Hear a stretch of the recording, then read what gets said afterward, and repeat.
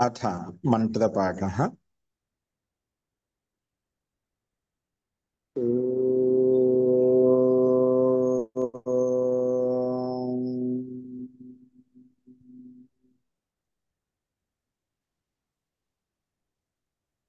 सहना भवतु सहनौ भुनक्तु सह वीर्यं करवावहै तेजस्विनावधीतमस्तु मा विद्विषावहै। ॐ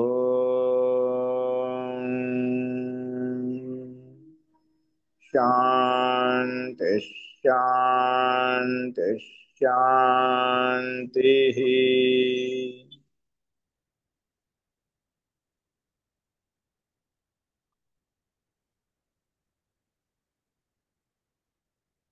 सर्वेभ्यो नमः। అందరికీ నమస్కారం అండి. మనము మీమాంసా దర్శనంలో ఒకటవ అధ్యాయంలో రెండవ పాదం చూస్తున్నాము. అందులో నిన్న 7వ సూక్తం ప్రసంగంలో ఉన్నటువంటి విషయాన్ని మనం చూస్తున్నాము. ఇక్కడ పూర్వపక్షి ఆక్షేపించినటువంటి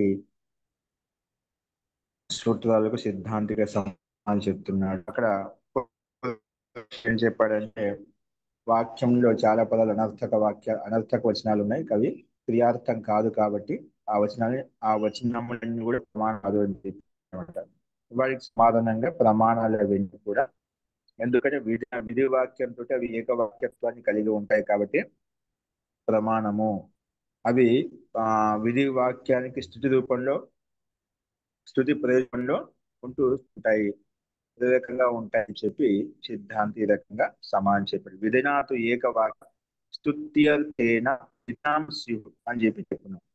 అంటే విధినాం స్తుత్యర్థేన స్యు, విధి యొక్క విధి వాక్యంతో ఇవన్నీ ఉంటాయి అని చెప్పి చెప్పుకున్నాం. అంటే అనర్థకాలు కావన్నీ కూడా సార్థకమైనటువంటి ప్రయోజనయుక్తమైనటువంటివి అని చెప్పి సిద్ధాంతి రకంగా సమాధానం చెప్పాడు అన్నమాట.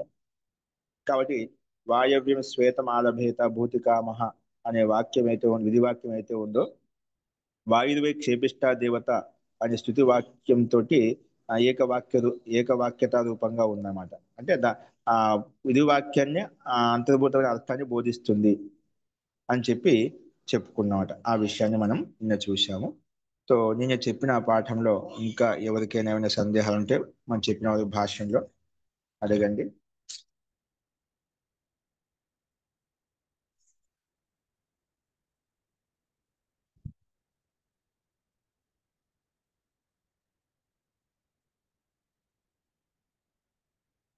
అస్తు తర్హి ప్రకృతవంశరామ.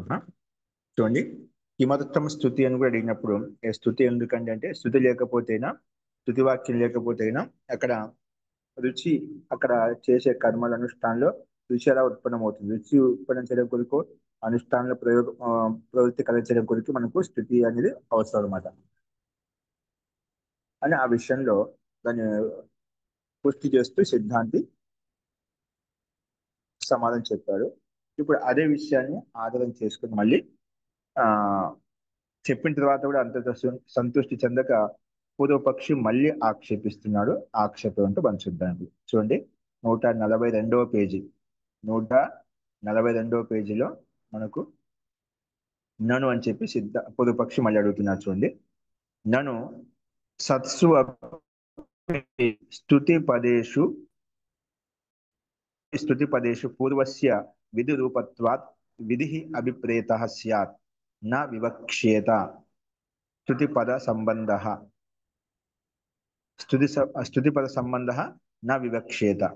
అంటే ఇక్కడ ఏమంటున్నాం అంటే, పూర్వపక్షి స్తుతి వాక్యాలు ఉన్నప్పటికీ కూడా, ఇప్పుడు స్తుతి వాక్యాలు అంటే ఇప్పుడు మనకు ముందు చెప్పినటువంటి కూడా స్తుతి వాక్యాలు అన్నమాట. అలాగే కూడా వాయువ్యం శ్వేతమాల వేత భూతి కామహ అని చెప్పిన కదా, క్షేపిష్ట వాయుర్వే క్షేపిష్ట దేవత స్తుతి వాక్యం చెప్పుకున్నదా. ఇవి ఈ స్తుతి వాక్యం లేకపోయినప్పటికీ కూడా ఏమంటున్నాడు ఇక్కడ, సత్సు అపి స్తుతి పదే, ఈ స్తుతి వాక్యాలు ఉన్నప్పటికీ కూడా, స్తుతి పదేశు ఉన్నప్పుడు కూడా, విద్యమానం ఉన్నప్పుడు కూడా, సత్సు అపి స్తుతి పదేశు పూర్వస్య విధి రూపత్వాత్. అక్కడ ఆ, స్వే- ఆ, వాయవ్యం శ్వేతమాల భేత భూతికామ అనే విధి వాక్యం ఉంది కదా, ఆ విధి రూపత్వాత్ విధి అభిప్రేతాశ, విధి మనం అభిప్రాయంగా తీసుకోవాలి. ఆ, అదే ఉద్దేశంగా తీసుకుని మనం చెప్పుకోవాలి. స్థుతి వాక్యాలు ఉన్నాయని చెప్పి స్థుతి వాక్యం ఏకరూపంగా చేసుకోవాల్సిన అవసరం లేదు. విధి అనేది పూర్వం నుంచి ఉంది కాబట్టి, పూర్వస్య విధి రూపత్వం, పూర్వంలో విధి వాక్యం ఉంది కాబట్టి విధి స్వరూపత్వాత్ విధి అభిప్రేతాశ, విధి అభిప్రేతంగా ఉండాలి, మనకు విధినే తీసుకోవాలి. స్థుతి వాక్యం తీసుకోవాలి. స్థుతి వాక్యం ఉన్నప్పుడు కూడా తీసుకోవాల్సిన అవసరం లేదు. అంటే వాయుర్వే క్షేపిష్ట దేవత అనేది అవసరం లేదు మనకు. పూర్వంలో వాయవ్యం శ్వేతమాల భేద భూతికామ అనే పద విధి వాక్యం అయితే ఉందో అదే తీసుకోవాలి. నా వివక్షేత స్థుతి పద సంబంధ, స్థుతి పద సంబంధం అంటే స్థుతి పదాలకి ఏ సంబంధం అయితే ఉందో విధి వాక్యంతో నువ్వు ఆ సంబంధం అంటున్నావు కదా, స్థుతి పద సంబంధ నా వివక్షేత, ఇక్కడ వివక్ష లేదు. శృతి వాక్యంలో ఉండే పదాలు పొదు పొదు విధి వాక్యం సంబంధయుక్తంగా ఉన్నాయని చెప్పి అక్కడ చెప్పుకుంటూ వచ్చామంట, సిద్ధాంతి చెప్పాడు. దాన్ని దృష్టిలో పెట్టుకొని పొదుపక్షి నా వివక్షేత స్థుతి పద సంబంధ, స్థుతి పదంలో ఆ వాక్యంలో స్థుతి పద వాక్యాలు ఏవైతే ఉన్నాయో వాటికి పొదు వాక్యంతో విధి వాక్య సంబంధం ఉందని చెప్పారా. స్థుతి పద సంబంధ నా వివక్షేత, అక్కడ వివక్ష లేదు. విధి వాక్యం ఉంటే సరిపోతుంది. స్థుతి పదాలు విద్యమానంగా ఉన్నప్పటికీ కూడా అది తీసుకోకూడదు. విధి వాక్యమే అభిప్రేతంగా ఉండాలి అని చెప్పి పొదుపక్షి ఈ రకంగా అడిగాడు అనమాట.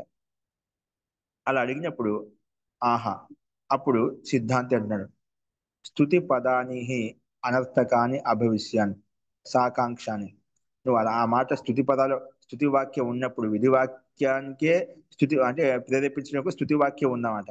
ఇప్పుడు నువ్వు అలాగా స్థుతి వాక్యం ఉన్నప్పటికీ కూడా విధి వాక్యమే తీసుకోవాలి, విధి వాక్యం అభిప్రాయంగా ఉండాలి ఆ అని అన్నట్లయితేనా దానికి సిద్ధాంతం అంటాడు, స్థుతి పదాన్ని ఈ అనర్థకాన్ని అభవిష్యన్.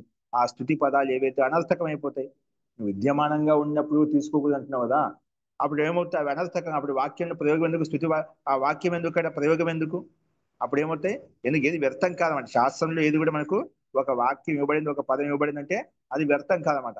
ఇక్కడ స్థుతి పదాని అనర్థకాని అభవిష్యన్, అవన్నీ అనర్థకాలు అవుతాయి. స్థుతి వాక్యం ఉంది, అక్కడ విధి వాక్యంతో పాటు స్థుతి వాక్యం కూడా ఉంది, అవేమవుతాయి వ్యర్థం అయిపోతాయి కదా, అక్కడ ఏ ప్రయోజనం ఉండదు అన్నమాట.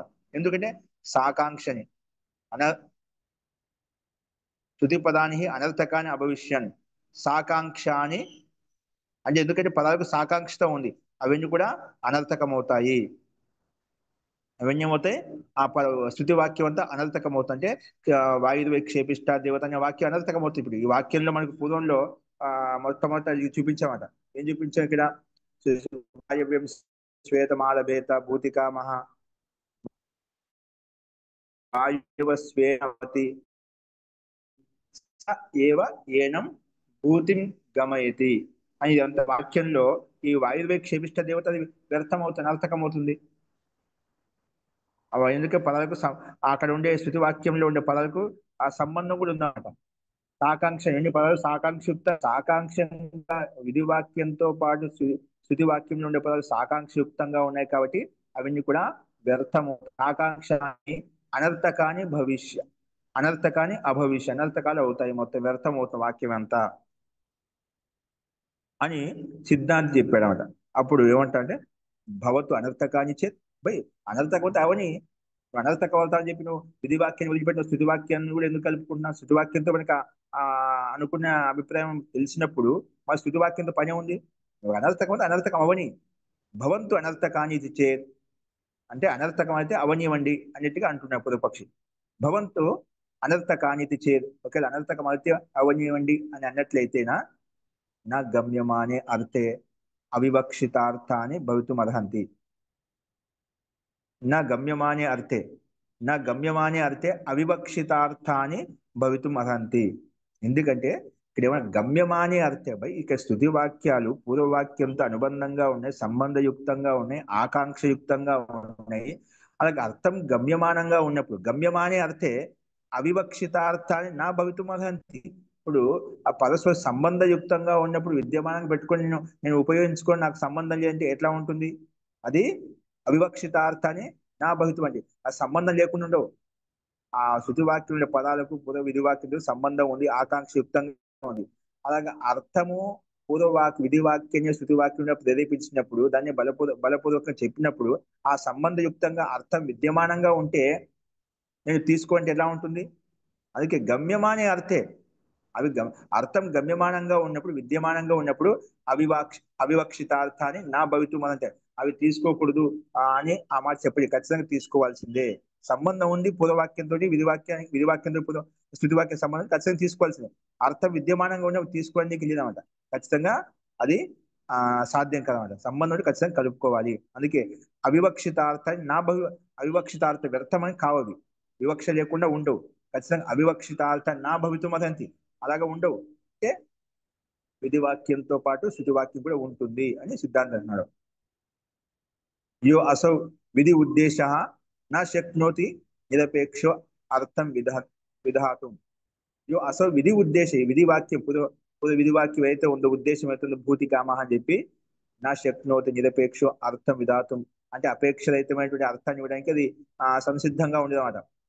యో అసౌ విధి ఉద్దేశ వాక్య భూతికామ వాయవ్యం శ్వేతం ఆలభేత భూతికామ అనే విధివాక్యం అయితే ఉందో ఉద్దేశ వాక్యం అయితే ఉందో స శక్నోతి నిరపేక్షార్థ విధాతం అంటే నా శక్నోతి అంటే నిరపేక్షార్థ అంటే అపేక్షారహితమైనటువంటి అర్థం చెప్పడానికి శక్యం కాదు. అంటే సాకాంక్షయుక్తమైనటువంటి అర్థాన్ని చెప్పడానికి సిద్ధపడుతుంది. సాకాంక్షయుక్త అర్థం అని చెప్పడానికే సంసిద్ధంగా ఉంటుందన్నమాట. అంటే అర్థం విద్యమానంగా ఉంటూ తీసుకోని అనేది అది కాదు, శక్యం కాదు. ఖచ్చితంగా అర్థం గమ్యమానంగా ఉన్నట్లయితే అది ఖచ్చితంగా తీసుకోవాలి. కాదు అని చెప్పడానికి నా శక్నోతి సా నిరపేక్షో అర్థ విధాతం నా శక్నోతి స శక్నోతి నిరపేక్ష అర్థం విధాతం.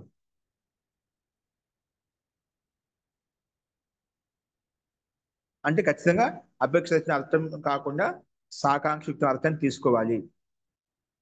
శక్నోతి చ స్థుతి పదానం వాక్యశేషో భవితం. అందుకే ఆ స్థుతి పదం యొక్క వాక్యశేష వాక్యాంగభూతం కూడా ఆ సామర్థ్యం ఉన్నమాట. అక్కడ శక్నోతి చ స్థుతి పదానం వాక్యశేష ఆ స్థుతి పదం యొక్క వాక్యానికి అంగభూతంగా చేయడానికి కూడా అది సంసిద్ధంగా ఉంటుంది, సమర్థవంతంగా ఉంటుంది. ఆ విధి వాక్యం కూడా అంటే స్థుతి పదం కలుపుకోవడంలో అలాగే స్థుతి పదాలు విధి వాక్యంతో కలవటానికి కూడా ఏకవాక్యభూతంగా సమానంగా ఉంటాయని కూడా అవి సమర్థవంతంగా ఉంటాయి. అవి మనకు సమర్థవంతంగా ఉంటాయి అన్నమాట. అందుకే ఇక్కడ ప్రత్యక్షశ్చ వాక్యశేష భావ ప్రత్యక్షశ్చ వాక్యశేష భావ.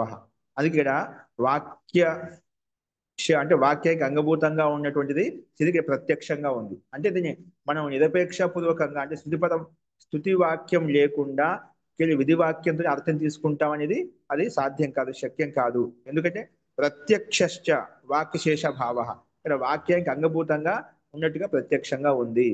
అందుకే అతో అస్మాత్ విదేహి స్థుతిం అవగచ్చామహ. అతో అస్మాత్ విదేహి అంటే విధి వాక్యంతో స్థుతిం అవగచ్చామహ. స్థుతి కూడా మనం అర్థం చేసుకోవాలి. విధి వాక్యంతో పాటు స్థుతి వాక్యం కూడా సంబంధం ఉంది, సాకాంక్షత ఉంది. కాబట్టి స్థుతి వాక్యం కూడా ప్రయోజనమే, సార్థకమే, నిరర్థకం కాదు అని చెప్పి సిద్ధాంతి రకంగా సమాధానం చెప్పావు. అస్తు ఇది స్పష్టమైందండి. మొత్తానికి అది అవసరం లేకుండా విధి వాక్యంతోనే మంచి మనకు అది ఇక్కడ ఇష్టపూర్తి సిద్ధిస్తుంది కదా, ఉద్దేశం సిద్ధిస్తుంది కదా. అంటే అవన్నీ అప్పుడు పదజాలం వాక్యజాలం యువచ్చినప్పుడు అవన్నీ వ్యర్థమవుతాయి, వాక్యం వ్యర్థమవుతుంది. అవి అర్థాన్ని బోధిస్తూ సాకాంక్షయుక్తంగా ఉంటూ అర్థం తీసుకుంటే అది శక్యం కావాలి, ఖచ్చితంగా తీసుకోవాల్సిందే. అందుకే అవి స్థుతి వాక్యాలు కూడా విధి వాక్యంతో కూడా అంగభూతంగా ఉంటాయి, వాక్యాంగంగా ఉంటాయి. కాబట్టి అది మనం కలుపుకోవాలి. అది ప్రత్యక్షంగా విద్యమానంగా ఉన్నప్పుడు దాన్ని వానికి అంగభూతంగా ఉన్నప్పుడు దాన్ని తీసుకొని చెప్పడం శక్యం కాదు, సాధ్యం కాదు. అందుకే అతో అస్మాత్ విధేహి స్థుతి వచనం అవగచ్చా. విధిపూర్వకనే స్థుతిని కూడా తీసుకోవాలి. అంటే విధి వాక్యంతో పాటే స్థుతి వాక్యాన్ని మనం ఏకవాక్య రూపంలో తీసుకోవాలి అన్నట్టుగా సిద్ధాంతి ఈ రకంగా సమాధానం చెప్పాడు. అస్తు నెక్స్ట్ చూడండి. కానీ అంతటితో పొదుపక్షి మళ్ళీ ఆగలేదు. మళ్ళీ అంటాడు నన్ను అని చెప్పి మళ్ళీ ప్రశ్నిస్తాడు. నిరపేక్షాదపి విధిం అవగమిష్యామహ. బై నిరపేక్షాదపి అంటే నిరపేక్షపూర్వకంగా ఎటువంటి అపేక్ష లేకుండా కూడా మనం విధిని తెలుసుకోవచ్చు. విధి వాక్యం ద్వారా మనకు అర్థం బోధింపబడుతుంది, అర్థం తెలుస్తుంది. ఇప్పుడు ఆ ఎందుకు ఆ స్థుతి వాక్యం తీసుకొని ఎందుకు గట్టిగా పట్టుబట్టావు నువ్వు? అది లేకుండా నిరపేక్ష అదపి అంటే ఎటువంటి అపేక్ష లేకుండా కూడా విధి వాక్యం ద్వారానే మనకు అర్థం తెలుస్తుంది, లక్ష్యం సిద్ధిస్తుంది, ఉద్దేశం సిద్ధిస్తుంది.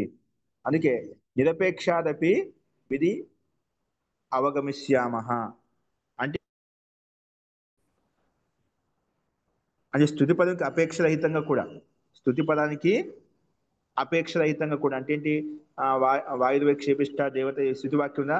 అది లేకుండా కూడా కేవలం వాయవ్యం శ్వేతమాల భూతికామ అనే వాక్యంతో మనము తెలుసుకోవచ్చు, ఉద్దేశం తెలుసుకోవచ్చు. కానీ స్థుతి వాక్యం అవసరం లేదు. నేను నిరపేక్షాదపి విధిం అవగమిష్యామః అని పూర్వపక్షి ఈ రకంగా అంటాడు.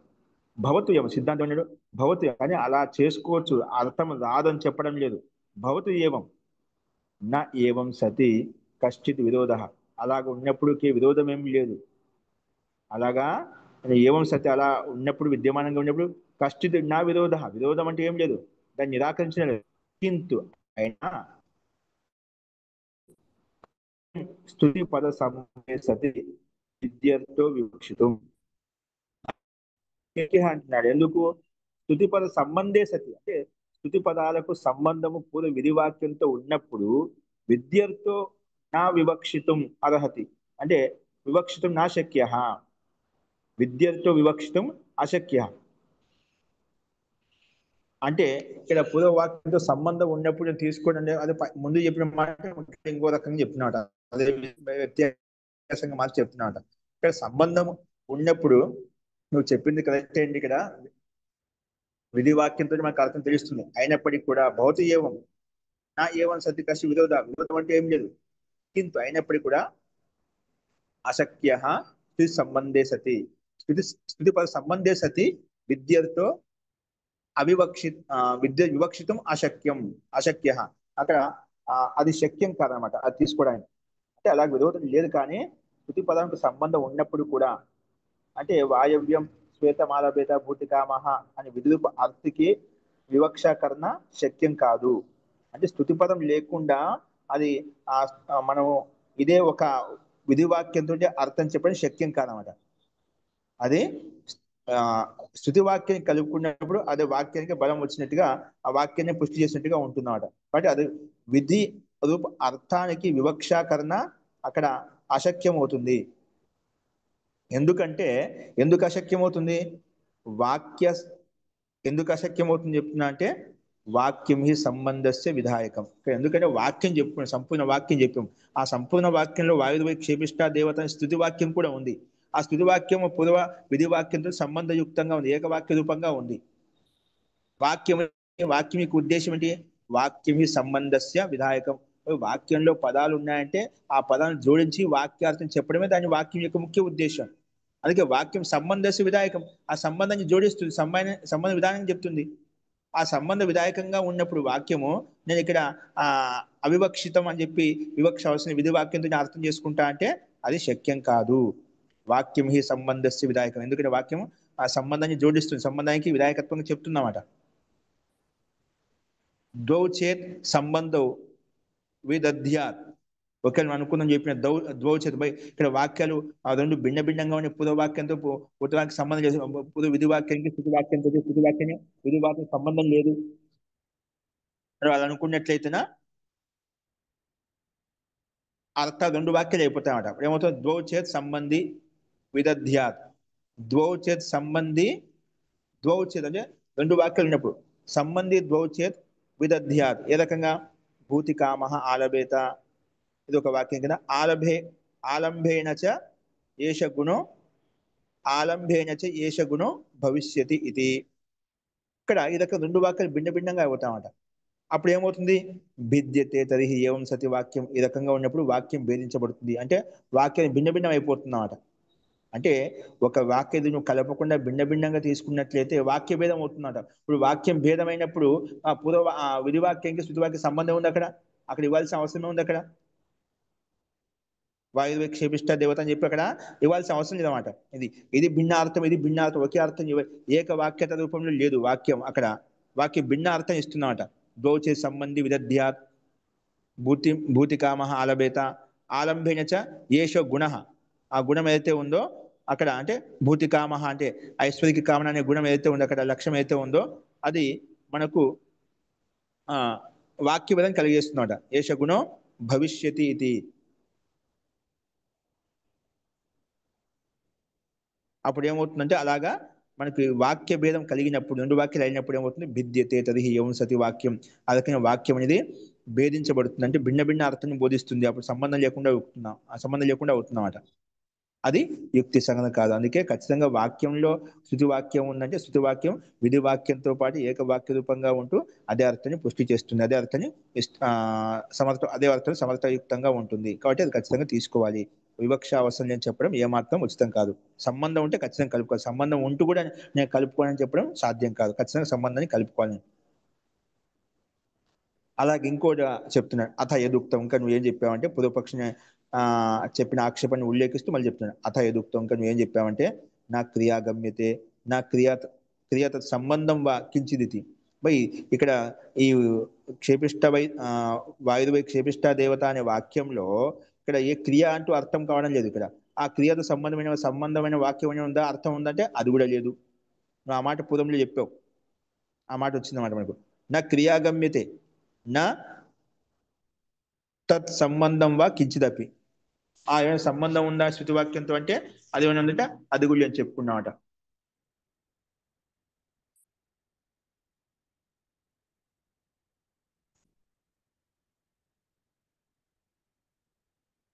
ప్రారంభం చెప్పాడు విధిన 7వ సూత్రంలో ఆ సూత్రం యొక్క 3వ లైన్ లో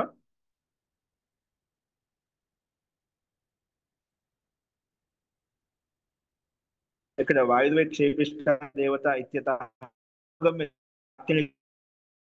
క్రియా క్రియా సంబంధం ఆ క్రియతో సంబంధం యొక్క అర్థం వస్తుందంటే అది కూడా లేదు. కాబట్టి ఇక్కడ నా క్రియాగమ్యతే నా తత్ సంబంధం వా కించిదితి, ఆ మాట పొదుపక్షం అన్నమాట. అప్పుడు దానికి ఏమంటే స్తుత్యతేన విధు అని చెప్పుకున్నాం, సూత్రార్థం చెప్పుకున్నాం, ఒక సూత్రం ఒక భాగం. విధి స్తుత్యతేన స్యు, స్తుతి అర్థ ప్రయోజనంతో యుక్తంగా ఉంటాయి. తేన ఉంటాయి అని చెప్పుకున్నామట. విధి వాక్యాలు ఏవైతే ఉన్నాయో శృతి ప్రయోజన రూపంలో ఉంటాయి. అంటే విధి వాక్యాలను ఆ స్థుతి వాక్యాలు ఏవైతే ఉన్నాయో అవి ప్రేరేపిస్తూ ఉంటాయి, అంటే ఆ స్థుతిస్తూ ఉంటాయి, అంటే ఆ ఆ రుచిని ఉత్పన్నం చేస్తూ ఉంటాయి, అనుష్ఠానంలో బలాన్ని కలగజేస్తూ ఉంటాయని చెప్పిన. అందుకే స్థుతి ప్రయోజనంతో విధి వాక్యాలు ఉంటాయి. అందుకే స్థుతి శబ్దా స్తువంత క్రియా క్రియాం ప్రరోచయమాన అనుష్ఠాత్రీణాం ఉపకరిష్యంతి క్రియాయా. అందుకే ఇక్కడ ఏం చెప్పండి అదే విషయాన్ని, స్థుతి శబ్దాలు ఏవైతే ఉన్నాయో వాయుదేవ క్షేపిష్ట దేవత అలాగే ముందు చెప్పిన వాక్యాలు ఏవైతే ఉన్నాయో ఇవన్నీ కూడా స్థుతి శబ్దా స్తువంత స్థుతిస్తూ కూడా క్రియాం ప్రరోచయమాన క్రియను ప్రేరేపిస్తూ అనుష్ఠాత్రీణం యజమానులు ఏదైతే ఉన్నారో అనుష్ఠానం చేసే వాళ్ళు ఏదైతున్నారో ఉపకరిష్యంతి క్రియాయా, ఇవి ఉపకారం చేస్తాయి, క్రియకే ఉపకరిస్తాయి అన్నమాట. అవి సహాయుక్తంగా ఉంటాయి, అంటే స్థుతి వచనాలు అనుష్ఠానించడంలో అనుష్ఠానకర్తలు ఎవరైతే ఉన్నారో వాళ్ళని ప్రేరేపిస్తూ వాళ్ళని స్థుతిస్తూ ఆ కర్మలో ప్రవృత్తి కలగజేస్తాయి. అందుకే అంటే స్థుతిస్తున్నామట, అక్కడ ఆ కర్మ పట్ల రుచిని ఉత్పన్నం చేస్తున్నామట, ఆ కర్మ పట్ల సామర్థ్యాన్ని ఉత్పన్నం చేస్తున్నామట, ప్రేరణ కలిగిస్తున్నామట. అందుకే అనుష్ఠాత్రీణాం ఉపకరిష్యంతి క్రియాయా అనుష్ఠాత్రిన, ఆ క్రియను ఎవరైతే చేస్తుందో ఆ అనుష్ఠానం చేసినటువంటి వాళ్ళ యజమానులకు ఉపకరిష్యంతి అని స్థుతి శబ్దాలు ఇవన్నీ స్థుతి వాక్యాలు ఏవైతే ఉన్నాయో అవి ఉపకరిస్తాయి అన్నమాట. ఏవం ఇమాని సర్వాణి ఏవ పదాన్ని కంచిదర్థం స్తువంతి విదదతి. ఇక్కడ అందుకే ఈ రకంగా ఇమాని సర్వాణి ఏవ పదాన్ని, ఇక్కడ స్థుతి వాక్యంలో ఉండేటువంటి అన్ని పదాలు ఏవైతే ఉన్నాయో కంచిదర్థం స్తువంతి, ఏదో ఒక అర్థాన్ని స్థుతిస్తూనే ఉన్నాయి, అదొక విధి అర్థాన్ని బోధిస్తూనే ఉన్నాయి. స్తువంతి విద విదదతి అత ప్రమాణం. అందుకే ఇవి స్థుతి వాక్యాలు కూడా ప్రమాణమే. ప్రమాణం ఏవం జాతీయ కాని, అంటే ఈ రకమైనటువంటి వాక్యాలు ఏవైతే స్థుతి వాక్యాలు ఏవైతే ఉన్నాయో అవన్నీ ప్రమాణం. ఏవి స్థుతి వాక్యాలు ఏవం జాతీయ అంటే వాయుర్వై క్షేపిష్ట దేవత అయితే స్థుతి వాక్యం అయితే ఉందో అలాగే ముందు చెప్పిన వాక్యాలు ఏవైతే ఉన్నాయో ఇవన్నీ కూడా ప్రమాణీభూతమైనటువంటివి. వాటి స్థుతి వాక్యాలు కూడా పూర్వ విధి వాక్యంతో ఏకవాక్యత్వాన్ని కలిగి ఉండి ఆ సంబంధయుక్తంగా ఉంటాయి. ఎందుకంటే పరస్పర వాటికి ఆకాంక్ష ఉంది, పదాలకు పరస్పర ఆకాంక్ష ఉంది, సంబంధయుక్తంగా ఉన్నాయి. సంబంధంగా యుక్తంగా ఉన్నప్పుడు ఆ అర్థం తీసుకోకుండా ఉండటం శక్యం కాదు. కాబట్టి పూర్వం విధివాక్యం ద్వారా మనకు లక్ష్యం సిద్ధించినప్పటికీ కూడా, అర్థం వచ్చినప్పటికీ కూడా శృతి వాక్యం విద్యమానంగా ఉన్నప్పుడు అది జోడించుకోవాలి. ఆ విధాయ ఎందుకు వాక్యం సంబంధాన్ని కలుపుతుందన్నమాట. అందుకే వాక్యం సంబంధస్య విధాయ సంబంధాన్ని జోడిస్తుంది కాబట్టి ఖచ్చితంగా వాక్యంలో ప్రయోగం తీసుకోవాలి. అందుకే ఇవన్నీ అనర్థక వచనాలు కాదు, సార్థకమైనటువంటి వచనాలని కూడా.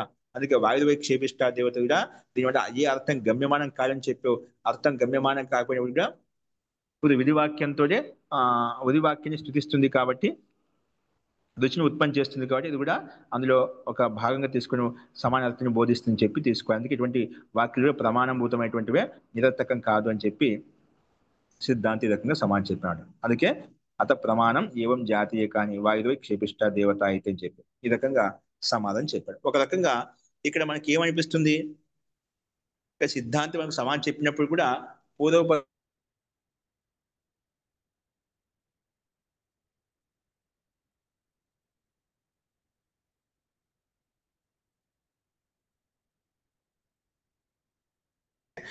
వాటికి ఒక అంగభూతంగా ఉంటూ అర్థాన్ని బోధిస్తున్నాయి.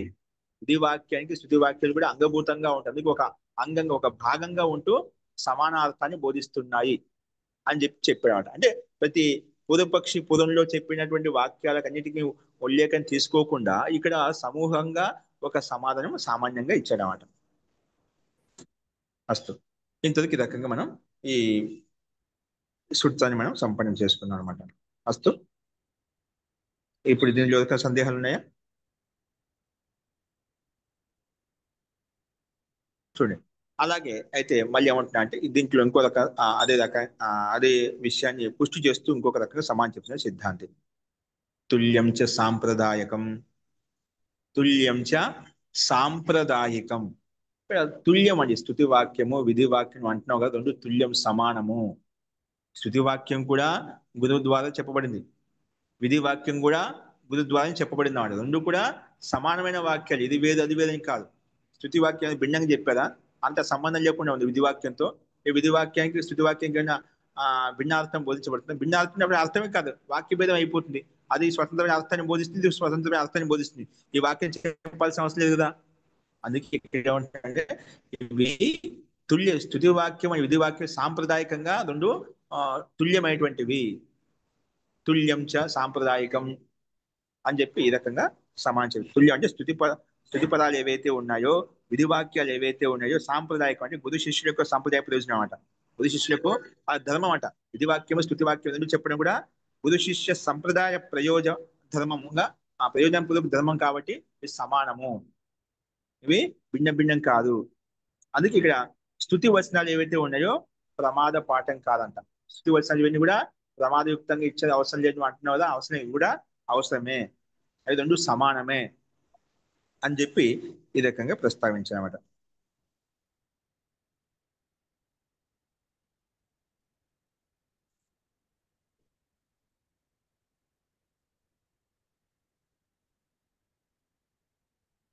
మరి స్తుతి పదాలకు విధి వచనాలకు ఏవైతే ఉన్నాయో సాంప్రదాయమైన ప్రయోజితమైన ధర్మము, రెండుకి ధర్మం ఒకటే అనమాట.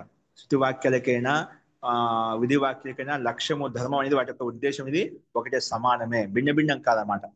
అందుకే సాంప్రదాయకం అంటే సమానము. ధర్మాలు వీటి యొక్క స్తుతి వాక్య యొక్క ధర్మము, స్తుతి పద యొక్క ధర్మము, విధి వచన యొక్క ధర్మం అయితే రెండు ఆ సంప్రదాయాలు సమానం అని చెప్పి ఈ రకంగా సిద్ధాంతి సమానం చెప్పాడు. అదే భాషను చూడండి. అథ ఉచ్యేత అథోచ్యేత ప్రాక్ స్తుతి పదేభ్యో నిరాకా నిరాకాంక్షాని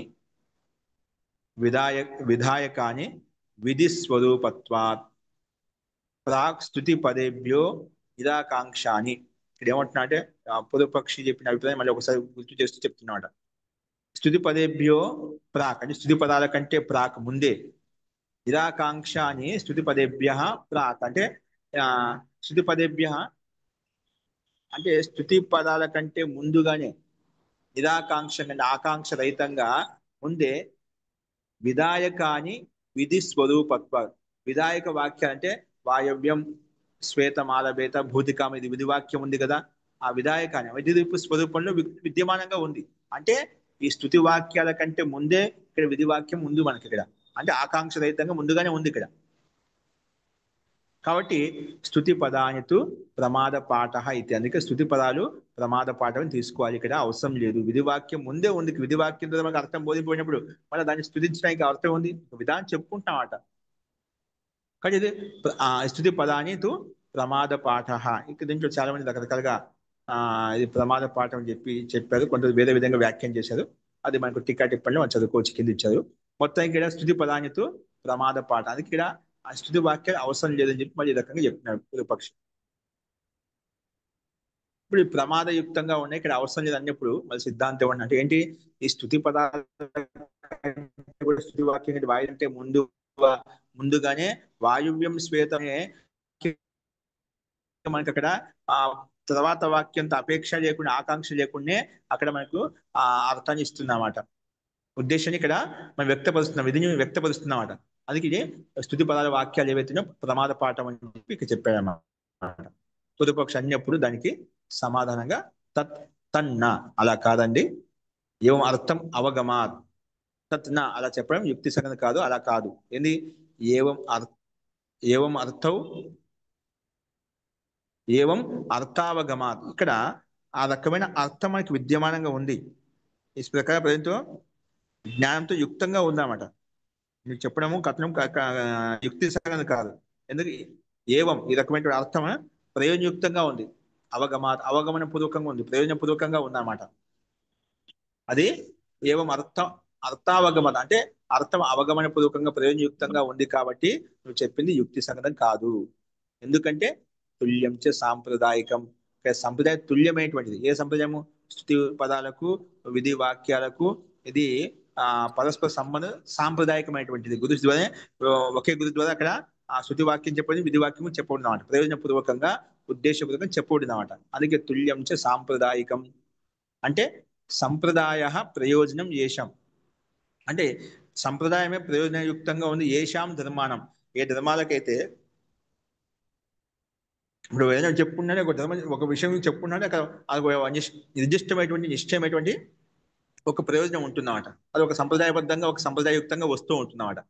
అందుకే ఇక్కడ ఏమంటున్నా అంటే సంప్రదాయ ప్రయోజనం ఏషాం ధర్మానం అని, ఏ ధర్మాలకైతే సంప్రదాయం ప్రయోజనయుక్తంగా ఉందో అవన్నీ కూడా సర్వేతే విధి పదానాం అర్థవాద పదానాం చ తుల్యాహ. ఆ ధర్మాలు ఏవైతే సంప్రదాయం ఏదైతే అన్నిటికి సమానంగా ఉందో అవన్నీ ధర్మాలు కూడా సర్వేతే అంటే అది స్థుతి పదాలు కావచ్చు, విధి వాక్యం నుండి పదాలు కావచ్చు, అన్ని కూడా సర్వేతే విధి పదానాం అర్థవాద పదానం, సర్వేతే విధి పదానాం అర్థవాద పదానాం చ స్థుతి పదాలకు విధి పదాలకు అర్థవాద పదాలు అన్నమాట. అర్థవాద పదాలు అంటే స్థుతి వాక్యాల్లో ఉండేటువంటి ఏవైతే ఉన్నాయో అర్థవాద పదానంతో తుల్యమైనటువంటి సమానమైనటువంటివి, అవన్నీ సమానమైనటువంటివి. వాటి యొక్క ధర్మాలు ఒకే ప్రయోజనంతో యుక్తమై ఉన్నాయి కాబట్టి సమానమైనటువంటివి అని చెప్పి సిద్ధాంత రకంగా సమానం చెప్పాడు. కాబట్టి అధ్యాయ అనధ్యయనే గురుముఖాత్ ప్రతిపత్తి శిష్యో ఉపాధ్యాయత చ సర్వస్మిన్ ఏవం జాతీయకే అవిజ్ఞాతే తుల్యం ఆడ్రియంతే. అవిజ్ఞాతే తుల్యం ఆడ్రియంతే అంటే ఒక విధంగా ఇక్కడ చెప్పబడుతున్నాయి, గౌరవించబడుతున్నాయి అన్నమాట, ఆదరించబడుతున్నాయి. అంటే ఇక్కడ ఏంటంటే ఇక్కడ తుల్యం చ సంప్రదాయకం చెప్పిన సంప్రదాయ ప్రయోజనం అది అన్నిటికీ ఒకే ధర్మాలు ప్రయోజనయుక్తంగా ఉన్నాయి, సమానంగా ఉన్నాయి. అవేంటంటే విధి పదానం అర్థవాద పదానం తుల్య సమానంగా ఉన్నాయి. అందుకే ఇక్కడ మనకు ఈ రెండు కూడా విధి వాక్యాలు స్థుతి పదాలు ఏవైతే ఉన్నాయో, స్థుతి వాక్యంలో ఉండే పదాలు ఏవైతే ఉన్నాయో అధ్యాయ అనధ్యాయనే గురుముఖాత్ ప్రతిపత్తి, ఇవి అది అధ్యాయ విషయంలో అయినా అనధ్యాయ విషయంలో గురుముఖం నుంచి చెప్పబడ్డాయి. ప్రతిపత్తి వివరణది అక్కడ గురు ద్వారా చెప్పబడింది అన్నమాట. శిష్యో ఉపాధ్యాయతాచ సర్వస్మిన్ ఏవం జాతికే అవిజ్ఞాతే తుల్యం ఆర్దేటి. ఈ రెండు కూడా శిష్యుని ద్వారా ఉపాధ్యాయుని ద్వారా అన్ని కాలంలో అన్ని సందర్భాల్లో కూడా ఏవం జాతీయకి అవిజ్ఞాత అంటే విజ్ఞత రహితమైనటువంటి అంటే ఎటువంటి ఆటంక రహితమైనటువంటి సమానమైన అర్థాన్నే ఆదరిస్తున్నాయి, గౌరవిస్తున్నాయి ఇక్కడ. అంటే స్తుతి పదాలకు విధివాక్య పదాలకు అధ్యయనంలో సంప్రదాయ సిద్ధి అంటే అధ్యయనం అంటే అధ్యయనం చేసేటప్పుడు సంప్రదాయ సిద్ధి అనేది అన్ని ధర్మాలు అన్ని ధర్మాలకు ఆ అక్కడ ఉండే విధి విధానం ప్రకారంగా పాలించడం అనేది ఆచరించడం అనేది సమానము. అంటే అది విధి వాక్యమైనా స్తుతి వాక్యమైనా ఆ రకంగా విధి విధాన పూర్వకంగా ఆచరించడం అనేది సమానం అన్నమాట. అది ఒకే రకంగా అదే స్థుతి విధి వాక్యానికి ఏంటంటే గౌరవం ఉందో స్థుతి పదానికి కూడా అంతే గౌరవం అంతే విధంగా ఆదరింపబడుతుంది. అందుకే ఇక్కడ ఎటువంటి ఆటంకం లేకుండా ఏవం జాతీయకే అవిజ్ఞాతే తుల్యం తుల్యంగా సమానంగా ఆదరించబడుతున్నాయి. అందుకే స్మరణం అందుకే దృఢంగా స్మరించుకుంటున్నామట. అందుకే ఇక్కడ ఇచ్చిన స్థుతి వాక్యాలు ఏవైతే ఉన్నాయో అతడు నా ప్రమాద పాఠ ఇవి ప్రమాద పాఠం కాదు, సార్థకమైనటువంటివే. ఇవి స్థుతి వాక్యాలు కూడా విధి వాక్యంతో అంగభూతంగా ఉంటూ ఆ అర్థాన్ని బోధిస్తున్నాయి, పుష్టి చేస్తున్నాయి, బలాన్ని ఇస్తున్నాయి, స్మరణ దృఢంగా ఉంటున్నాడు, అర్థాన్ని చెప్పడంలో సామర్థ్యయుక్తంగా ఉంటున్నాయి అని చెప్పి సిద్ధాంతి రకంగా సమాధానం. ఈ రెండు స్థుతి వాక్యాలు విధి వాక్యాలు వేరేది కాదు ఒకటే అన్నట్టు కూడా ఈ రకం కూడా పుష్టి చేశాడు అనమాట. అది ఇక్కడ మనం చెప్పుకున్నాం. అందుకే ఇక్కడ అదే విధంగా ఇచ్చారు. అధ్యయన్ అనధ్యయనం అంటే వేదాధ్యయనం చేయకపోవడం అంట. గురుముఖ से वेद को प्राप्त करना, गुरु शिष्य भाव सब धर्मों गुरु शिष्य भाव सब धर्म इसी प्रकार के अध्ययन के विघ्न राहित्य के लिए तुल्य रूप से आदृत किए जाते हैं. కానీ ఈ ధర్మాలన్నీ కూడా అధ్యయన విషయంలో కావచ్చు అధ్యయన విషయంలో విఘ్న రాహిత్యం అటువంటి ఆటంకం లేకుండా తుల్య రూపంగా సమాన రూపంగా ఒకే విధంగా ఆదరించబడతాయి, గౌరవించబడతాయి అని చెప్పి చెప్పుకున్నాడు. అది కింద దాని యొక్క సారాంశాన్ని ఇచ్చాడు. స్థుతి పదం और విధి పదం కే అధ్యయనమే ఈ స్థుతి పదాలను విధి పదాలను విధి వాక్యాలను స్థుతి వాక్యాలు ఏవైతే ఉన్నాయో రెండు కూడా అధ్యయనం చేయడంలో సంప్రదాయ సిద్ధి ఈ సంప్రదాయం యొక్క సిద్ధి అనేది అన్ని ధర్మాల్లో ఒక పాలనా రూపంలో ఒక ఆచరణ రూపంలో మనకు తీసుకోబడతాయి, గ్రహించబడతాయి. అందుకే స్వర అక్షర వర్ణానుపూర్వి సహిత తత స్మరణి దురహే. అందుకే అది కూడా ఒక ఉల్లేఖం చేశారు. స్వరము అక్షరము ఇవన్నీ ఒక ఆనుపూర్వకంగా ఒక వ్యవస్థితంగా ఉంటాయట. అందుకే అవి అలాగా స్మరించడంలోనే అవి దృఢంగా ఉంటాయి. కాబట్టి ఇవన్నీ కూడా స్థుతి వాక్యాలు కూడా విధి వాక్యాలతో ఏకవాక్యభూతంగా ఉన్నాయి. కాబట్టి ఈ కారణం చేత స్థుతి వాచనాలు ఏవైతే ఉన్నాయో ప్రమాద పాఠం కాదు, ఇవి సార్థకమైనటువంటి ప్రయోజనయుక్తమైనటువంటివే అని చెప్పి సిద్ధాంతి రకంగా సమాధానం చెప్పారనమాట. అస్తు ఈ రకంగా పూర్వపక్షి అడిగిన విషయానికి సమాన రకంగా ప్రస్తావించామట. ఇప్పుడు క్రమంగా పూర్వపక్షి మొదట్లో ఏవైతే ఉదాహరణలు తీసుకొని ఆక్షేపించాడో ఒక్కొక్క ఉదాహరణ ద్వారా దీనికి మరి సమాధానం చెప్తున్నాడు. అక్కడ సమూహంగా అన్ని ప్రశ్నలకు సమాధానంగా సామాన్యంగా చెప్పాడన్నమాట ఈ రెండు సూత్రాల ద్వారా. ఇప్పుడు మళ్ళీ ఇంకో రకంగా ఒక్కొక్క ఆక్షేపాన్ని తీసుకొని నువ్వు చెప్పావు కదా, ఏం చెప్పావు, ఇప్పుడు ఏం చెప్పుకున్నామంటే ఎక్కడ మనకు శ్రేయం మనః ఏంటి ఈ మనసు అండితవాదిని వాక్ స్థేయ మనః నా మనసు భిన్నంగా ఆలోచిస్తుంది, అండితవాదిని వాక్ అసత్యం మాట్లాడుతుంది అని చెప్పి కొన్ని వాక్యాలు చెప్పుకున్నామట. ఇవన్నీ అనర్థక వాక్యాలు. ఎందుకంటే అర్థం తీసుకున్నట్లయితే యథార్థాన్ని అండితవాదిని వాక్ అంటే అండితం చెప్పాలి, మనసు దొంగతనంతో యుక్తమై ఉంది అంటే ఇది సహజం. సామాన్యంగా చూసినట్లయితే ఈ మనసుకి మనకు అలాంటి దుర్భావన వస్తూ ఉంటుంది అన్నమాట. వాక్కుతో అసత్యం చెప్పమా అసత్య వాక్యం చెప్తుంటామట. అంటే ఇలాంటి అర్థాలు నిరర్థకమైన అర్థాలు, దీనివల్ల ఏ ప్రయోజనం సిద్ధిస్తుందని చెప్పి పూర్వపక్షి పూర్వంలో ఆక్షేపించారన్నమాట. అవన్నీ ఏవైతే ఆక్షేపాలు ఉన్నాయో అందుకు ఇవి అన్ని ఉపపన్నం కాదు, ఇన్ని ప్రమాణం కాదు, అక్రియార్థ వచ్చినాం కాబట్టి అక్రియార్థ వచ్చినా కూడా అప్రమాణం అంటే అప్రయోజనము, అందుకే ఉపపన్నం కావు అని చెప్పి చెప్పాడు పూర్వపక్షి. వాటిని ఆదరణ చేసుకుంటూ ఇవి ఈ సూత్రం చెప్తున్నారు చూడండి. అప్రాప్తాచ అనుపపత్తి ప్రయోగే విరోధ స్యాత్ శబ్దార్థస్త్వ అప్రయోగ అప్రయోగభూత తస్మాత్ ఉపపద్యేత. తస్మాత్ ఉపపద్యత. ఇక్కడ చూడండి, అన్వయాన్ని గమనించినట్లయితే ఇక్కడ అనుపపత్తి, పూర్వపక్షి ఉత్పన్నం కావండి. ఈ అనర్థక వచనాలు ఇవన్నీ క్రియార్థం కాదు, వ్యర్థమైనవి, ప్రయోజనయుక్తం కాదు, ప్రమాణం కాదని చెప్పాడు. అందుకే అనుపపత్తి అని చెప్పిన. అనుపపత్తి అనుపపత్తి చ అప్రాప్త, అక్కడ ప్రాప్తమే లేదు, అప్రాప్త. అక్కడ అనుపత్తి అనుపపత్తి అంటే అనుపత్తి అప్రాప్తి, ఇక్కడ ప్రాప్తి లేదనమాట. ఏ రకంగా అంటే ప్రయోగేహి విరోధశ, అవి ప్రయోగం చేసినప్పుడే విరోధంగా ఉంటాయి, కానీ ప్రయోగించకుండా కేవలము మనకు విరోధం కావన్నమాట. అందుకే ప్రయోగేహి విరోధ స్యాత్. ఎందుకంటే శబ్దార్థస్త్వ శబ్దార్థస్తు ప్రయోగభూత, శబ్దార్థస్తు ఇక్కడ. అందుకే తస్మాత్ ఉపపద్యేత. ఇక్కడ ఏమంటున్నా అంటే మనకు ముందుగా పూర్వపక్షి చెప్పిన వచనాలు ఏంటివి?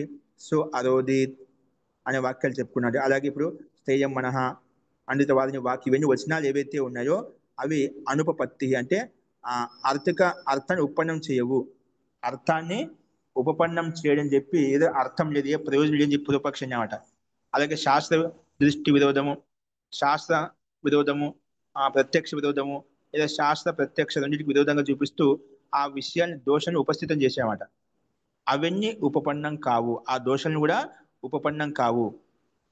ఉక్త వచనాల్లో అప్రాప్త, ప్రాప్తం కావు అన్నమాట. అప్రాప్త అంటే ఇవి ప్రాప్తం కావు, ఆ దోషాలను కూడా ఇక్కడ ప్రాప్తం కావు. నువ్వు ఏ వచనాలు అయితే దోషయుక్తం చూపిస్తున్నావు కదా, ఆ దోషాలన్నీ కూడా ప్రాప్తం కావు. ఈ వాక్యాల్లో ఆ ప్రాప్తమే కావు, అంటే ఆ దోషాలు ఇందులో ఉపలబ్ధం కావు, దోషాలు ఇందులో లేవు.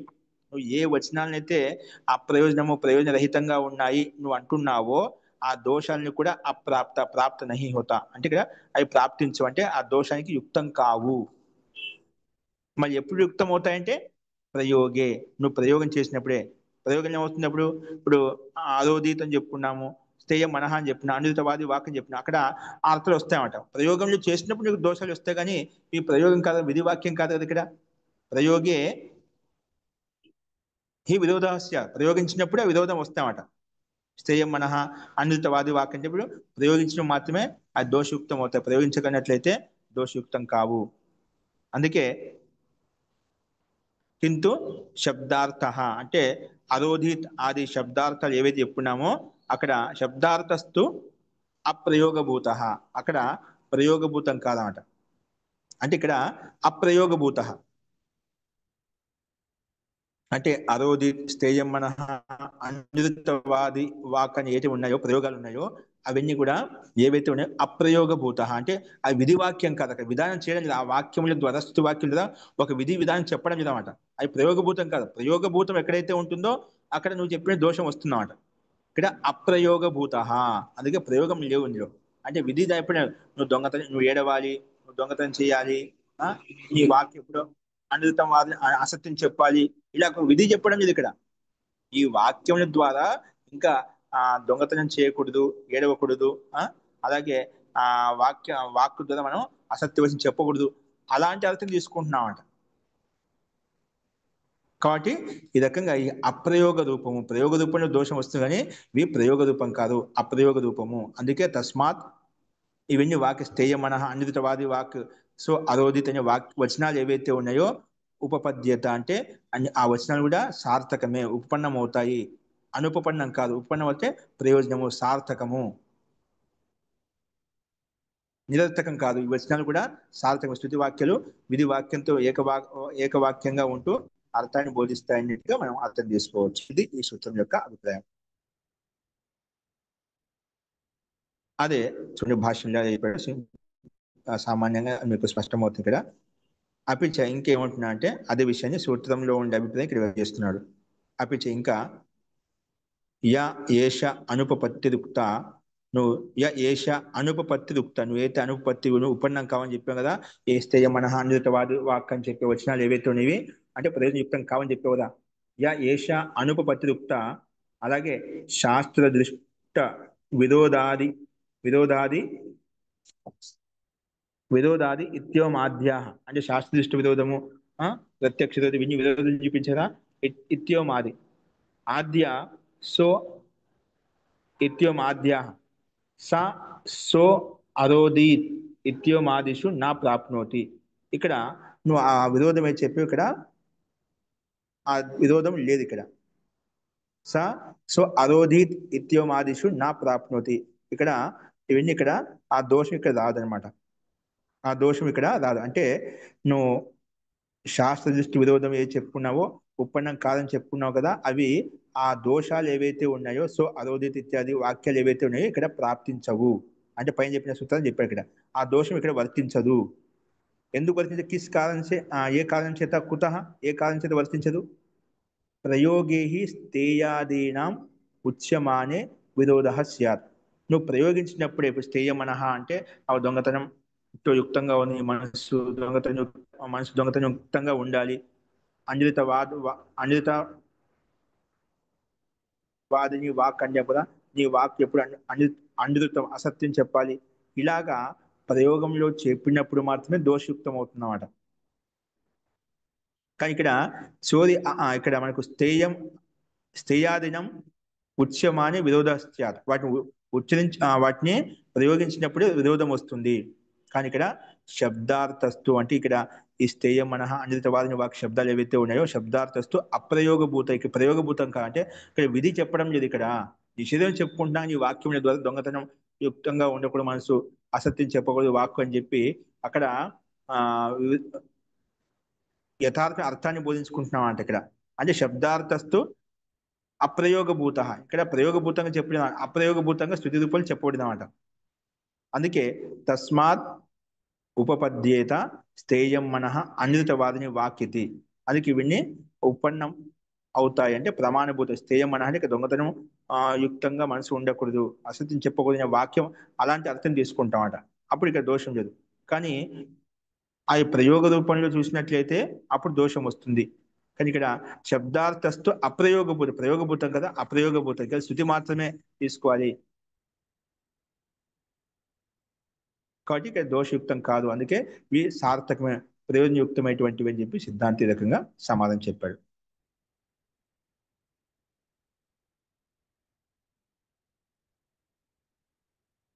అస్తు ఈ రకంగా మనం 9 సూత్రము చెప్పుకున్నాం. అంటే దీంట్లో సూత్రం యొక్క అభిప్రాయం సామాన్యంగా ఇది వ్యక్తపరిచడం అంట. అస్తు అలాగే తర్వాత 10వ సూత్రంలో గుణవాదస్తు అని చెప్పి ఇది కూడా విషయాన్ని పై సూత్రం ద్వారా తన విషయాన్ని పుష్టి చేయడం కొరికే ఇంకొక విధంగా సమాధానం చెప్పినాడు. దానికి భూమికి ఇక్కడ ఇచ్చాడనమాట. యదుక్తం విధేయస్య ప్రదర్శనార్థ స్థితి. విధేయస్య విధి వాక్యానికి ప్రదర్శనార్థ ప్రేరేపించడం కొరికే స్థుతి వాక్యం కదా. తద్ ఇహ కథం అవకల్ప్యత. ఇది ఇక్కడ ఇది ఏ రకంగా తీసుకోగలుగుతాం? ఎత్ర అన్యత్ విధేయం అన్యత్య స్తూయతే. ఇక్కడ విధి వాక్యం భిన్నమైంది, ఆ స్థుతి వాక్యం భిన్నంగా ఉంది. అందుకే ఎత్ర అన్యత్ విధేయం విధివాక్యం అన్యంగా ఉంది, అన్యత్య స్తూయతే అది స్థుతి వాక్యం భిన్నంగా ఉంది. ఎలాగంటే ఉదాహరణ చూపించాడు. వేతశాఖయ అవకాశ అగ్నిం కతి ఇది. ఈ అంటే వేతసావకే విధీయేతే ఆపో వై శాంతాః ఇది. ఇక్కడ మనకు ఈ వాక్యం ఏం చెప్తుంది?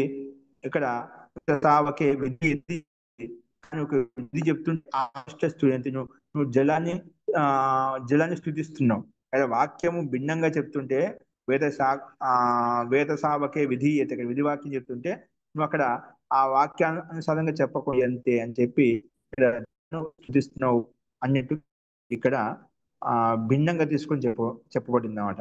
అదేంటో తదుచ్చేది దానికి సమాధానంగా ఏ రకంగా దాన్ని తీసుకోవాలి వాక్యం ఆ గుణవాదస్థ సూత్రం చెప్పిన మీకు అర్థమవుతుంది. అస్తు అదేంటో రేపు చెప్పు.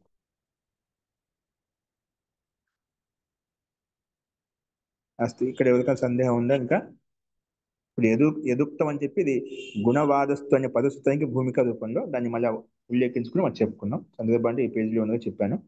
అసలు మొత్తానికి ఇక్కడ మనం చెప్పిన ప్రకారంగా పూర్వపక్షి చూపించిన దోషాలు ఏవైతే ఉన్నాయో ఉపపన్నం కావని చెప్పి అన్ని కూడా ఉపపన్నం అవుతాయండి. అవి స్తుతి వాక్యాలను కూడా విధి వాక్యంతో ఏకరూపంగా ఉంటూనే అర్థాన్ని బోధిస్తాయి. నిరర్థకంగా సార్థకమే. అవి ప్రయోగంలో మాత్రమే నిరర్థకం అవుతాయి, కానీ అప్రయోగభూతం, ఇక్కడ ప్రయోగభూతం కదా, అప్రయోగభూతం కాబట్టి ఉపపన్నం అవుతుంది, నిరర్థకం కాదు, సప్రయోజనమే తీసుకోవాలి. అందుకే ప్రమాద పాఠం కాదు, ఇవి యుక్తిపూర్వకంగానే గురువు ద్వారా చెప్పబడింది అని చెప్పి సిద్ధాంతి రకంగా సమాధానం చెప్పాడు అన్నమాట.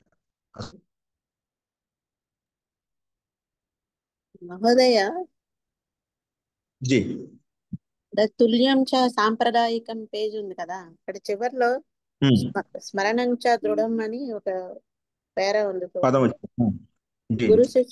गुरु शिष्य संप्रदायानुसार ही अध्ययन परंपरा का निर्बाध रूप से पालन होने के कारण वैदिक वाङ्मय के न्यूनाति न्यून 3-4 ग्रंथों शाकल संहिता, वाजसनेय संहिता तथा तैत्तरीय संहिता व उसके ब्राह्मण में आज तक स्वर वर्ण मात्रा का एक भी पाठांतर उत्पन्न नहीं हुआ। इसलिए इतनी सुदृढ़ अध्ययन अध्यापन परंपरा के होने पर अर्थवाद वचनों को समाद पाठ प्रक्षेप करना कथनपि उत्पन्न नहीं हो सकता అని ఇచ్చారు. చూసారా? ఉత్తమం. ఎంత బలంగా అంటే ఇప్పుడు గురు శిష్య పరంపర గురించి, గురు శిష్య అందుకే సంప్రదాయం చెప్పామంటే ఇవన్నీ రెండు గురుముఖం ద్వారా చెప్పబడింది కాబట్టి, అందుకే స్వరము వర్ణము మాత్రాలు ఇవి ఈ పాఠాంతరం ఉత్పన్నం అవుతాయి. ఈ క్రమంగా చెప్పబడ్డాయి అన్ని యుక్తి పూర్వకంగానే ఉన్నాయి. అంటే ఇటువంటి సుదృఢమైనటువంటి అధ్యయన పరంపర ఉండంగా ఈ అర్థవాద వచనాలు నీకు ప్రమాద పాఠం ఎలా చెప్పగలుగుతాయి? అది ఈ బ్రాహ్మణ వాక్యాలు వేద వాక్యాల్లో అది ప్రమాద పాఠం ఎప్పుడు కాదు. అంటే ఈ అధ్యయన పరంపర అనేది చాలా దృఢమైనటువంటిది.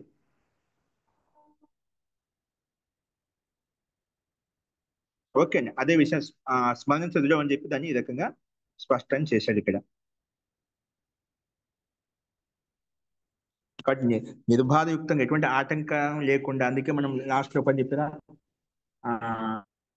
అవిఘ్నార్థే తుల్యం ఆదితి, ఎటువంటి విఘ్నం లేకుండా ఆటంకాలు లేకుండా ఆ పరంపర నిర్బాధ రూపం కొనసాగుతున్నటువంటి ఈ సందర్భంలో ఇవి అర్థవాద వచనాలు ఏవైతే ఉన్నాయో ప్రమాద పాఠం నిరర్థకం రహితంగా ఎలా ఉండగలిగితే అది కథమపి ఏ రకం కూడా ఉత్పన్నం కాదనమాట. అంటే ఖచ్చితంగా సార్థకమే అన్నట్టుగా సిద్ధాంతి ఈ రకంగా ఆ పదాన్ని బలపరిచి చెప్పాడు అనమాట.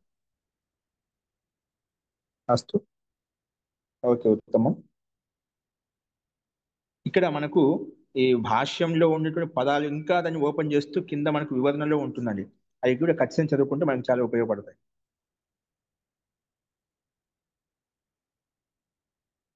ఓకే అండి. అయితే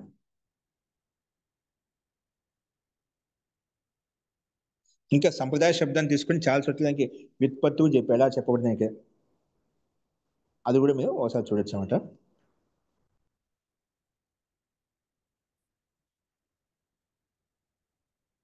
అస్తు, శాంతి పాఠ.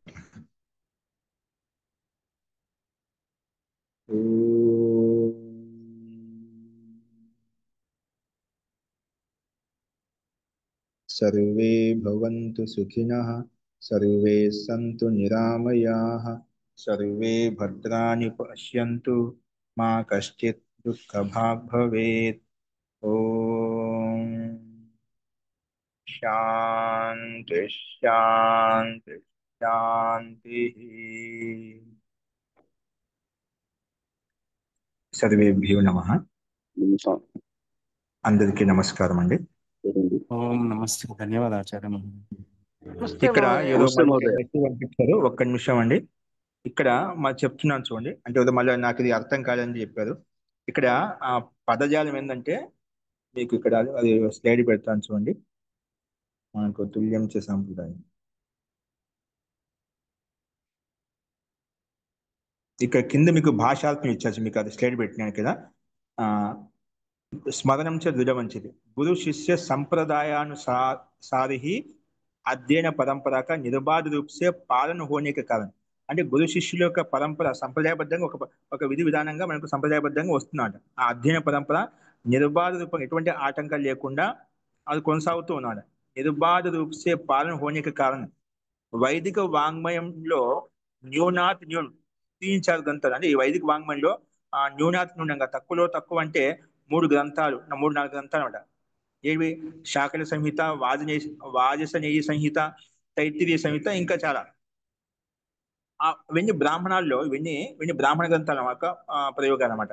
ఈ బ్రాహ్మణాల్లో ఆజ్ తక్ ఈ రోజు వరకు కూడా, అంటే ఇవి మనం చెప్పినటువంటి ఏవైతే గ్రంథాలు ఉన్నాయో ఇవన్నీ కూడా ఈ రోజు వరకు కూడా आज तक స్వర వర్ణ మాత్రా కా ఏక భీ పాఠాంతర ఉత్పన్న నహీ హోతా. ఇక్కడ ఈ సంహితల్లో ఏవైతే చెప్పినారో ఈ రోజు వరకు కూడా స్వరం కానీ వర్ణం కానీ మాత్ర కానీ అది పాఠాంతరం అంటే భిన్న అర్థం ఇస్తుంది, అంటే నిరర్థకం అని చెప్పి ఎక్కడ కూడా అది ఈ అధ్యయన పరంపరలు ఎక్కడ కూడా లేదు అన్నమాట. అట్లా మిస్టేక్ అంటూ కనిపించలే అన్నమాట. అక్కడ దోషయుక్తం అంటే ఎక్కడ కనిపించలే అన్నమాట. అని ఇంత ఇస్లే ఇట్ని సుదృఢ అధ్యయన పరంపర అంటే ఈ రకమైన ఒక దృఢమైనటువంటి అధ్యయన పరంపర ఏదైతే ఉందో అటువంటి అధ్యయన పరంపరలో ఈ అర్థవాద వచనాలు ప్రమాద పాఠం అని చెప్పి ఎలా చెప్పగలుగుతాం? అది ఏ రకం కూడా ఆక్షేపణ అనేది ఉత్పన్నం కాదు. అంటే ఒక స్వరమే వర్ణమే మాత్ర కూడా పాఠాంతరం లేనప్పుడు ఇంత పెద్ద వాక్యం ఎలా నీకు వ్యర్థం అవుతుంది, ప్రమాద పాఠం అవుతుంది అని చెప్పడం. అందుకే ఇక్కడ స్మరణం దృఢం, ఇక్కడ దృఢపూర్వకంగా ఉందన్నమాట. ఇక్కడ స్వరమే ఒక వర్ణమే లేనప్పుడు వరమే. స్వరం అంటే ఓకే, మనం ఉదాహరణ స్వరంలో కూడా మార్పు లేదు, వర్ణంలో కూడా మార్పు లేదు, మాత్ర దీర్ఘ హ్రస్వ దీర్ఘాలు కూడా మార్పు లేదు. అటువంటి దృఢంగా నడుస్తున్న ఈ అధ్యయన పరంపరలో అటువంటి మొత్తం వాక్యం అర్థవాద వాక్యం నువ్వు అనర్థకం అని చెప్తున్నావు, ఇది ప్రమాద పాఠం అని చెప్తున్నావు. అది ఏ రకం కూడా ఉత్పన్నం కాదు. ఇది దీని యొక్క అభిప్రాయం అండి. ఏదో మెసేజ్ పెట్టారు, అందుకే మళ్ళీ నేను స్పష్టం చేయాల్సి వచ్చింది. అంటే అంత వాక్యం నిరర్థకం కాదు, సార్థకమే. ఉదయపక్షి ఆక్షేపిస్తున్నాడు, ఏ రకం కూడా ఆక్షేపిస్తుంటే మనం వాటిని అన్ని రకాలుగా సమానం చెప్పే విధంగా మనం సిద్ధంగా ఉండాలన్నమాట. అస్తు అండి. సర్వేభ్యో నమః.